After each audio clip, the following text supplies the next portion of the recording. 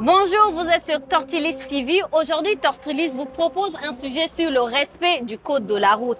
Pourquoi il est important de respecter? Nous sommes allés à la rencontre des populations qui ont non seulement expliqué les significations des différents panneaux de signalisation que nous avons en main, mais aussi on se rend dans cette école qui enseigne les gens sur l'application du code de la route, mais aussi le respect. Et nous allons comme ça voir le moniteur qui va nous donner plus d'informations vu que c'est lui l'enseignant. Suivez-moi.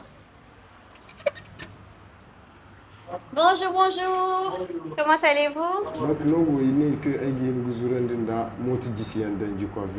pourquoi? Parce que déjà, il y a beaucoup de lumière dans le secteur. Donc, ce qui fait que je peux rouler en feu de position. La réponse, donc, ça va tomber sur la lettre A. Nous allons suivre. Alors, je voudrais savoir pourquoi existe-t-il des auto-écoles et quelle est l'importance d'apprendre et de connaître les codes de la route? Bon, il existe des auto-écoles, c'est bien normal. Pour commencer d'abord, on ne peut pas conduire un véhicule ou bien que ce soit une moto sans pour autant avoir un permis de conduire. Il faut forcément aussi faire les études de la code routière d'abord. Donc, ce qui est nécessaire est très important. Parce que de nos jours aussi, sans pour autant étudier le code de la route, ça veut dire que là, on risquerait de faire certaines choses anormales sur le terrain. Et le fait que beaucoup ont eu informellement leur permis sans pour autant passer par les auto-écoles. Oui. Vous, en tant que moniteur, Oui. après que vos étudiants, si on peut les appeler comme ça, qui apprennent les codes de la route et qui vont sur le terrain, est-ce qu'il y a-t-il un suivi?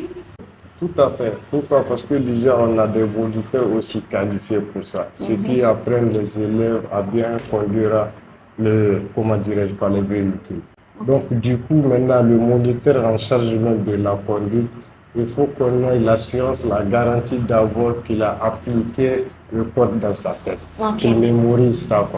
Pourquoi? Parce que maintenant, un élève peut prendre le véhicule. Forcé, il faut qu'on circule avec lui un peu dans la ville, lui montrer les endroits obstaculaires, là où on peut se faire tomber dans un piège ou autre là.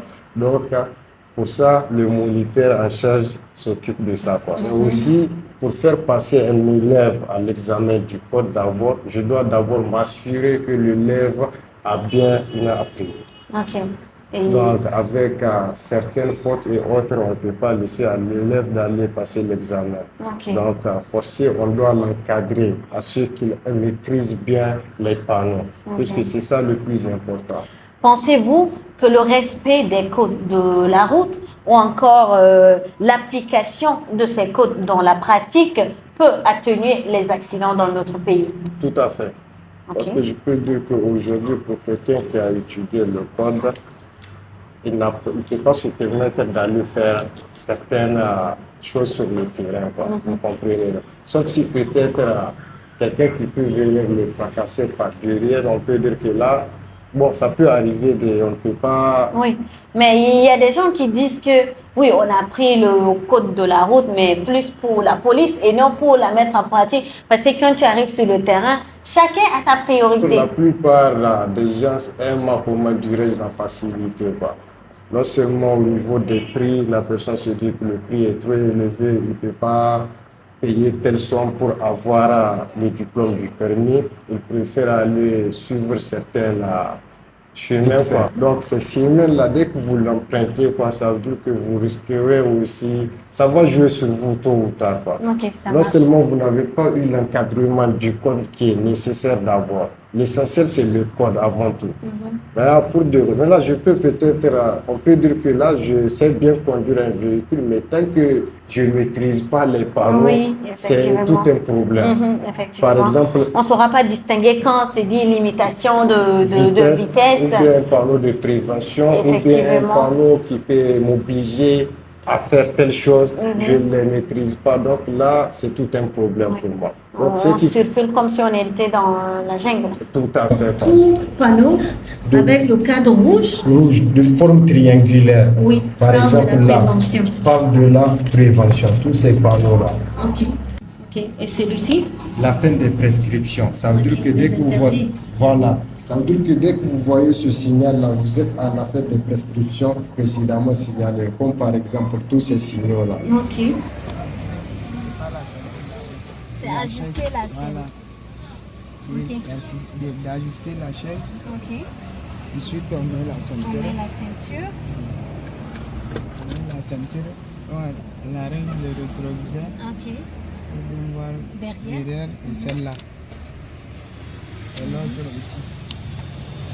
Ensuite, on appuie le pédale gauche. Ok, le pédale gauche. L'embrayage, on appuie. On essaie de voir s'il n'y a pas la vitesse de la voiture. Et on démarre la voiture. Oui, vous pouvez démarrer. On démarre la voiture. Ok. Donc on a le pied sur le pédale. Oui. Et le pédale gauche signifie quoi? On appelle ça l'embrayage. Ok, d'accord. Ça, on appuie, on démarre la voiture. On met la freine. Ensuite, on descend le frein.